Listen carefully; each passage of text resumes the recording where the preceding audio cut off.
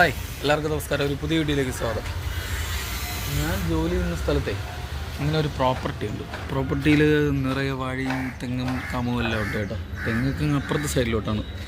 ഇവിടെ ഒരു വാഴയുണ്ട് കേട്ടോ. പാളയം തുടം വാഴയാണ്. ശകലം ചരിഞ്ഞാണ് ആശ നിൽക്കുന്നത്. അതിൽ ഒരു കൊല വന്നിട്ടുണ്ട്, കൂമ്പുണ്ട്. ആ കൂമ്പിൽ നിന്ന് തേനിങ്ങനെ സെറ്റായി നിൽക്കുകയാണ്, കുടിക്കാൻ പരുവത്തിന് സെറ്റായി നിൽക്കുകയാണ്. പക്ഷേ രണ്ട് സൈഡിലും ഉണ്ടായിരുന്നു, പക്ഷെ അതെല്ലാം ഇളകി താഴെ വീഴുന്നു.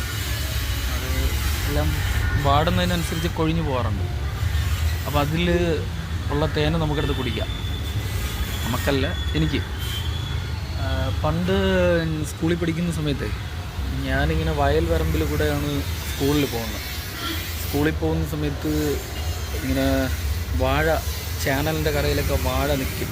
അതിലിങ്ങനെ കൂമ്പ് തേൻ കുടിക്കാൻ സെറ്റായി നിൽക്കുന്ന എൻ്റെ ശ്രദ്ധയിൽപ്പെട്ട് കഴിഞ്ഞാൽ ഞാൻ ഉറപ്പായിട്ടും അതിന് ഇളക്കി തേൻ കുടിച്ചിട്ട് പോകാറുണ്ട്. അപ്പോൾ ഇപ്പം ആ ഒരു ഓർമ്മയാണ് എനിക്ക് വന്നത്. ഇപ്പം എൻ്റെ വീടിൻ്റെ പരിസരത്തൊന്നും വയലൊന്നുമില്ല. എല്ലാം ദുഷ്ടന്മാർ നശിപ്പിച്ചളഞ്ഞു. മണ്ണിട്ട് എല്ലാ വയലും നിമിത്തി ഇപ്പം പണച്ചാലുകളാണ് എല്ലാം.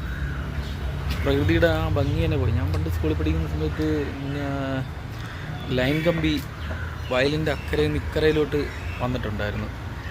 അതിൽ തത്തയൊക്കെ വന്നിരിക്കും. ഇപ്പം അങ്ങനത്തെ കാഴ്ചകളൊന്നും കാണാനില്ല. അപ്പോൾ ഞാൻ കൂടുതൽ കാര്യത്തിലോട്ടൊന്നും പോകുന്നില്ല. ഞാൻ ഈ പറഞ്ഞ പരിപാടി നോക്കട്ടെ.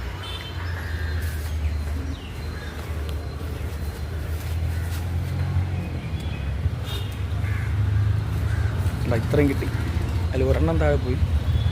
നോക്കട്ടെ. കൊള്ളാം കേട്ടോ, നല്ല ടേസ്റ്റ് ഉണ്ട്. ഇതിൽ തേനിരിക്കുന്ന എവിടെയെന്ന് പറയുമ്പോൾ ഇതിൻ്റെ അടിയറ്റത്താണ്. ഞാൻ കാണിച്ചു തരാം. കണ്ടാ, ഇതിൻ്റെ അടിയറ്റത്താണ് തേനിരിക്കുന്നത്.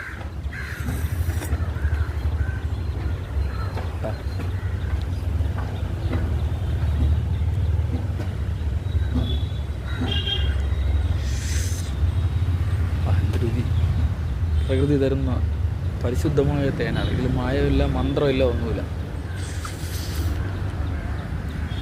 പക്ഷെ നമ്മൾ ഈ കൂമ്പ് വലിച്ച് തുറന്നു കഴിഞ്ഞാൽ തേൻ കിട്ടൂല കേട്ടോ. അത് പ്രകൃതിയിൽ നിന്ന് ഇങ്ങനെ സെറ്റായി വരണം, എന്നാൽ മാത്രമേ തേൻ അതിൽ നിന്ന് കുടിക്കാൻ പറ്റുള്ളൂ.